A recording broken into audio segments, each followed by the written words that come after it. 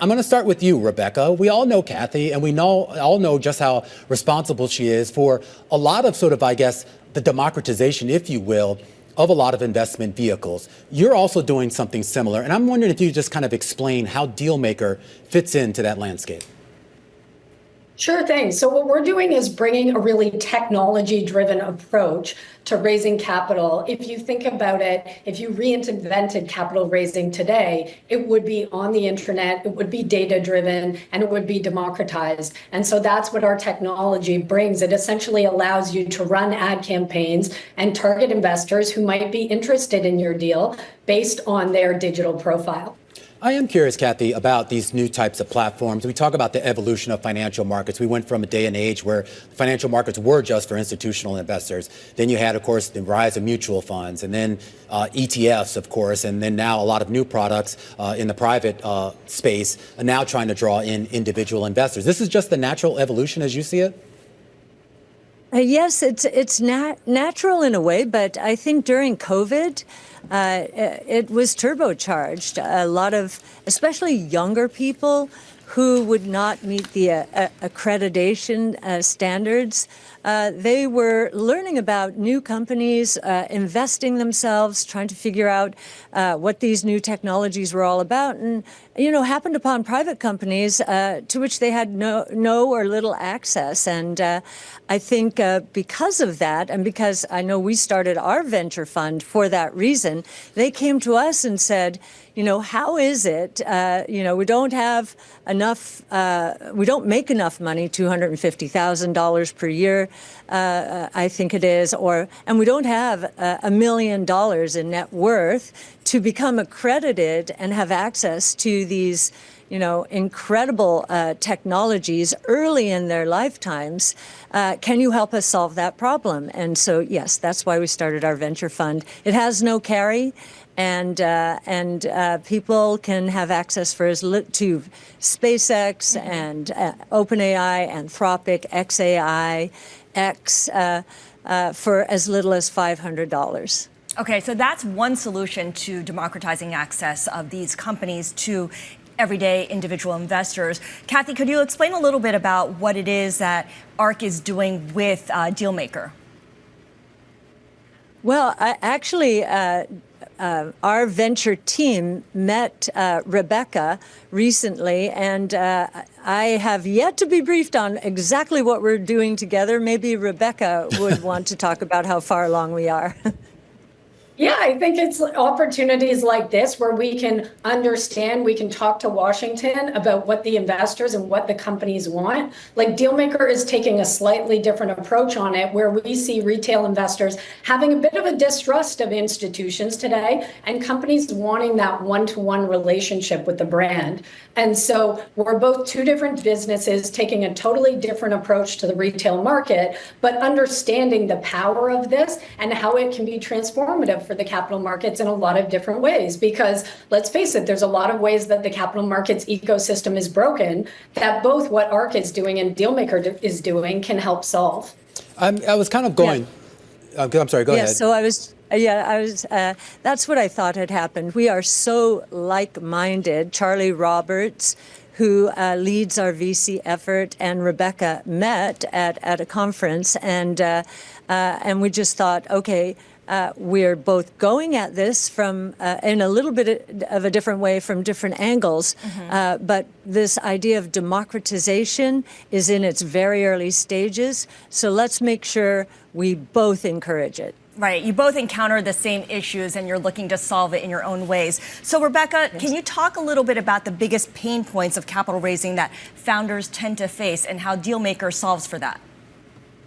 Yeah, I mean, ultimately, access to capital is a challenge for a lot of investors, right? It's very difficult to get VC investment. It actually funds a very small part of the ecosystem. And then there's a lot of brands that retail investors love and they want to participate in, and they can help amplify the business in a different way. So we have technology companies, Monogram's building a robotic knee surgery arm where they've got retail investors forming all of their beta users and really supporting bringing bringing that business to life and driving revenue for them. So the reality is that businesses are built online today, and there's a lot of different ways that retail can interact with these brands to help propel them forward. Was there any issues when you were starting this, Rebecca, and was there any issues about regulatory concerns? I mean, we know that regulators, particularly here in the U.S., look over their shoulders and they sort of, I think kind of Kathy alluded to, look, they're saying, look, you don't have the net worth, so you must not be sophisticated enough to buy this type of vehicle. How did you navigate that regulatory side of this when you were coming up with this idea and building out the business? Okay, well, shameless plug. I think the regulators were brilliant in the way that they designed the legislation, because the legislation protects investors already. So they put a cap on the amount that a retail investor can invest when they're not accredited. So they're not going to lose their shirt on any one single offering, because we know some offerings are going to succeed and some offerings are going to fail. And so the main thing that we're driving for here is to make sure that the investors are protected, and the legislation did that already. And so there's a bill in the House right now that's probably going to pass with the new administration, that we're going to see the exemption limits go up from 75 million to 150 million. You've also got Fit 21, which is going to bring a lot of interest to the crypto space. So we see the snowball just rolling now in terms of retail access to alts. And Kathy, I do have to kind of ask you about the climate in Washington. And I know you have a lot of friends, either business-wise or personal, in the incoming administration coming in. And there's been a euphoria, I'm sure you've seen it, ever since November 5th, even slightly before that, when it became somewhat clearer that Trump was likely going to win. He's promising, obviously, a much more business-friendly administration, one of deregulation. At the same time, he's also pitching fiscal policies that could potentially have some economic impact to the negative side. I am curious as to, I guess, what type of euphoria you're feeling, and more importantly, what type of caution, if at all, you're feeling as well. Well, if you look at the performance of our funds since the election, they've far outpaced the market, outpaced the Mag 7 and so forth. So I think what the market is beginning to say is this administration is going to support innovative strategies, anything that will accelerate the growth, increase the productivity of our economy. Deregulation is going to be, we think, a very large part of that. Tax incentives, tax rate cuts as well. You mentioned perhaps the cutback in government spending programs. You know, in our mind, government spending, longer term, is taxation in one form or the other. It's got to be paid for with increased taxes now, increased taxes later, or basically through inflation, inflating away the debt. So we think that's going to be very positive, this drive towards increasing the efficiency of the government, which will then limit the kinds of tax increases we've seen over the last few years, and perhaps even continue to roll back taxes, leaving more for the private sector at the expense of sort of inefficiencies in the government sector. So, Kathy, following on that, the president-elect has outlined a number of initiatives that he wants to put in place as soon as he is inaugurated on January 20th. Of the different proposals, the pro-growth items that he has on his to-do list, which do you think needs to be prioritized? Is it tax cuts? Is it immigration reform? Is it tariffs? Is it deregulation? Which of those things should be at the top? Well, consider the source. So my answer might be different from President-elect Trump's answer. But in terms of turbocharging growth, I think if tax rates, if this administration is going to cut tax rates, the most important thing it has to do is make sure they're retroactive to January 1st of 2025, because, and we learned this from the Reagan administration, if they defer or phase in tax cuts, businesses and individuals will wait for the lower tax rates, and that can weaken economic activity. Beyond that, deregulation critically important. I think one of the reasons venture capital has had so much trouble during the last few years and strategies in the innovation space, especially in life sciences, is because M&A has been prevented by the FTC. That is going to change. So we are finally going to have price discovery as strategic buyers bid for these innovative companies. We'll see how much they're really worth. This has not happened in a long time. Yeah. We also think, therefore, there will be liquidity events for private companies into the public world, which is also going to become very important. Well, Rebecca, I'd like to get your thoughts on that as well, because when you look at the data, certainly in the first half of the year, I mean, VC funding activity was abysmal. We saw definitely a bit of a pickup in 3Q. I'm not sure what the fourth quarter has shown, but are you optimistic we're going to see more VC activity, kind of to the point of what Kathy was talking about in terms of the catalyst? Is that going to really push this industry forward? It definitely feels that way. It really does. I think the momentum is there. The street is excited and feeling the effects of deregulation. And, one of the benefits that we saw over the down market activity was that retail investors stay strong. Like, while VC activity dipped, retail investment continued to pull through and continued to carry a lot of the capital markets, which was what Congress intended when they originally passed the legislation. So we expect to just consider that upswing continuing. Kathy, you had mentioned the ARK Venture Fund. I'm wondering, with this new administration coming in, the deregulation that you talk about and the things that they can do to really get the economy going and get companies going, do you think that startups will choose to stay private less? They'll start to look to the public markets as an engine of growth, more so than they have in the past couple of years?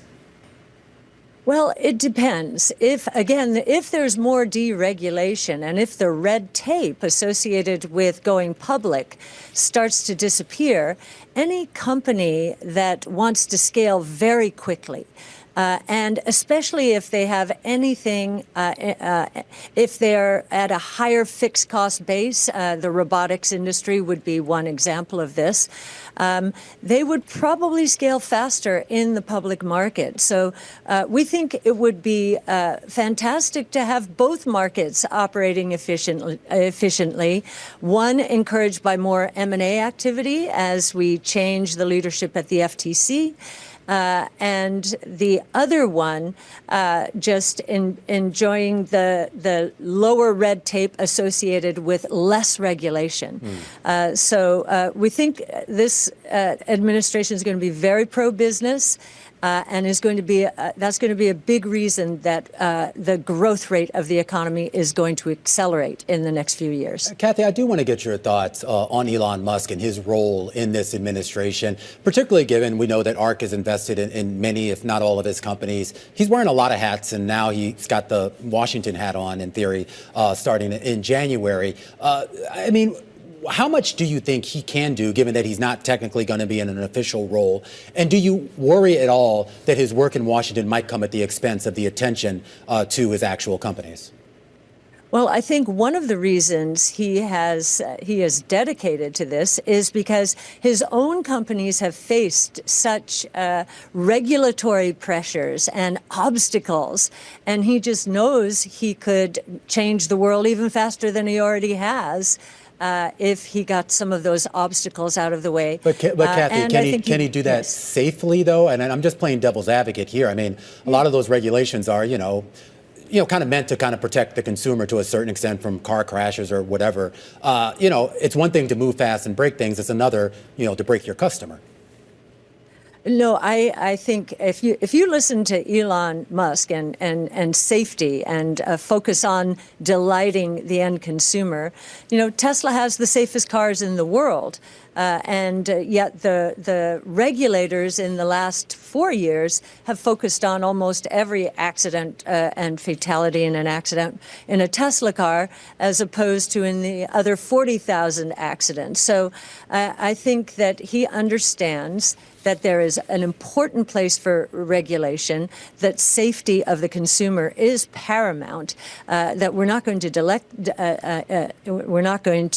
neglect that. Mm-hmm. But there is such a thing as regulation gone too far. I've seen statistics that in the last 4 years, regulations piled one on top of the other, and from different departments have taken 6 percentage points off of real GDP. Yeah. So that has to change. And also to that point, though, Kathy, and I want to, this question is to you, Rebecca, and it really has to do about the idea of business creation. There's been a lot of stats about how business creation has just shrunk. Now, some of that's just because of the pandemic and a few other things, but there has been a lot of theories about government regulation, government oversight, maybe putting a little bit of a squash on that. Do you hear from that with some of the startups and the entrepreneurs that you deal with on a day-to-day basis? Yeah, for sure. I mean, when Elon said so himself, right? When Elon can build a rocket faster than he can get it approved to launch, you know you've got a fundamental problem that's slowing down innovation. So, of course, as a tech CEO, I'm very excited to see what he can accomplish applying engineering concepts to government. As retail capital, from direct to investor retail, we saw even in a down market, 5 issuers that raised on DealMaker go public on NASDAQ during the last year. So I think as we open up new categories, new ways of building businesses and having those be digital and what that means, there's different things that are going to emerge and different trends that are going to emerge. And definitely one of the trends that we saw was a lot of our companies, our tech and robotics companies, and now more emerging sports teams as well. We're going to see a whole different changing landscape of companies going public sooner. Kathy, I can't resist asking about Tesla since we were talking about Elon Musk. I know that your funds have been actively trading this week. ARK Fund sold about 164,000 shares of Tesla this week. I'm guessing this is tactical, but I'm wondering if post-election there's a fundamental change in the story when it comes to Tesla. Well, I think one of the changes, again, back to regulation, is the likelihood that autonomous mobility, so robotaxis, are going to be regulated not on the state level, so 50 different regulators, but on the federal level. After all, autonomous vehicles will travel from state to state, so it really should be federal legislation. So I think that will speed up the move towards autonomous taxi networks. And I do believe for that reason, investors, analysts are starting to model out what that will mean to the Tesla model. It will take their gross margins from mid-teens right now up into the 60s if we are right, because robotaxis and autonomous taxi network is a SaaS model. I think the other thing that has happened is more and more people are seeing videos of the humanoid robot doing all sorts of things that we didn't think were possible as the dexterity in its hands gets so much better. Yeah, and to your point, analysts over at Mizuho do see idiosyncratic tailwinds over the next 4 years for a company like Tesla upgrading their price target there. So when it comes to autonomous vehicles and all that, there are reports that Honda and Nissan are exploring some kind of tie-up, maybe a merger. Would a combined company create a worthy competitor to Tesla or Chinese EV makers even? Well, I think that anytime there is a combination of two companies, it takes a while for the integration to take place. So if anything, we would think if there is a competitive dynamic from those two companies associated with autonomous, that it will be delayed. More competition for EVs is coming from China, no question. Now, we have very big tariffs already in place to prevent that here in the United States. And we'll see what happens with the administration. administration. I think that Elon Musk is not worried about competition. If we're talking about Tesla, he's driving the cost curves down dramatically for his own company. So he's not worried about losing the EV tax credits either. He doesn't need them. He will be profitable. Tesla will be profitable without them. Kathy, I do want to pivot here and ask you about some of the market action, particularly over the last few months, and particularly when it comes to crypto. I'm sure you've seen the big run up in Bitcoin briefly above 100 grand. Now, back below that today, but certainly phenomenal run on a year-to-date basis from where it was just a few months ago here. Do you still sort of see Bitcoin really hitting some of those lofty milestones that you've talked about before? 100,000 is still a long way from a million. I do kind of wonder how much further you think this could actually go. Well, what's interesting about Bitcoin today, now that we're going to get more regulatory green lights, we're seeing institutional investors focus on this new asset class. And as they're learning about it, they're saying, wait a minute, this new asset class, or this component of a new asset class, Bitcoin, is going to reach 21 million units out there, 21 million Bitcoin out there at its peak, and no more from there on. Where are we now? We're already above 19.5 million units. And so if institutional investors are looking at this new asset class more seriously, and Bitcoin is really the first of its kind in a new asset class and will be, we believe, the biggest opportunity of them all, they must consider an allocation. And so supply demand, they're doing the arithmetic, and we see 1 million to 1.5 million by 2030. That the probability of that has increased because of institutional. Okay, so that's 6 years from now. And I understand the supply-demand dynamics. But, Kathy, I'm sure you're also very aware of some of the main criticisms that there really is no, I guess, fundamentals, if you will, at least in the traditional sense of how we try to value stocks or hard assets here. So beyond the speculative nature of I buy this and someone will buy it for more than me down the road, is there anything else there that gooses this beyond just that supply-demand equation? Well, I think it's a very big idea, and it's not just speculative. It's a global monetary system that is rules-based, it is private, it is digital, it is decentralized, and it is backed by the largest computer in the world, or the largest computing system. It's the most secure network in the world. So that's very important. Gold would be in the same category. Gold is a store of value. And it is fairly scarce. What's interesting, in the last year, with the last halving this April, the increase in Bitcoin, the number of Bitcoin per year, the percentage increase, dropped to roughly 0.9% per year. That is below the 1% long-term growth in the supply of gold. So it is becoming even more scarce than gold. And the difference between gold and Bitcoin is when the gold price goes up, as it has, production goes up. The rate of increase in the supply goes up. That cannot happen with Bitcoin. It is mathematically metered to go up now 0.9% per year for the next 4 years, and then the supply growth will be cut in half again. So we think you can use gold as a guide in terms of what this asset class is right now, at least. It's very definitely a store of value, a digital store of value, and it's a very big idea from our point of view. You can also go to our big ideas, ARKinvest.com, Big Ideas 2023, and see how we get to that $1.5 million by 2030 in our bull case. Rebecca, let me bring you back into the conversation here as we talk about crypto and, kind of the growth stage it's in with the change in administration. I'm curious whether crypto companies are a natural customer for DealMaker in tapping this retail investor base.